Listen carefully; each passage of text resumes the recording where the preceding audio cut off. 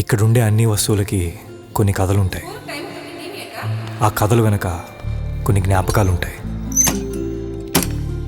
మా అమ్మమ్మ ఎప్పుడూ చెప్తూ ఉండేది, ఇది పాత సామాన్ల గది కాదు, ఒక జ్ఞాపకాల నిధి అని. హలో సంతోష్, ఏం చేస్తున్నావు?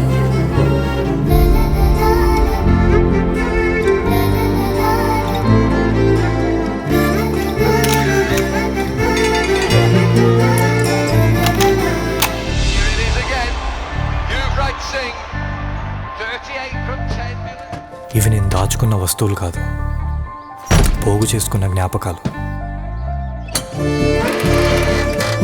మన చిన్నప్పటి ఫ్రెండ్స్తో క్రికెట్ ఆడుకున్న రోజులు, నచ్చిన అమ్మాయిని ఊహించుకుంటూ పాటల పుస్తకాల్లో పాటలు పాడుకున్న క్షణాలు, మన ఫేవరెట్ హీరోస్ గ్రీటింగ్ కార్డ్స్తో న్యూ ఇయర్ విషెస్ చెప్పుకున్న గుర్తులు, అమ్మకి తెలియకుండా అమ్మమ్మ ఇచ్చిన 100 రూపాయలు. ఇలాంటి మర్చిపోలేనన్ని జ్ఞాపకాలని ఒక మనిషి మర్చిపోతే, నాని, తనెవరో తనకే గుర్తు లేకపోతే, ఇదే నా కథ.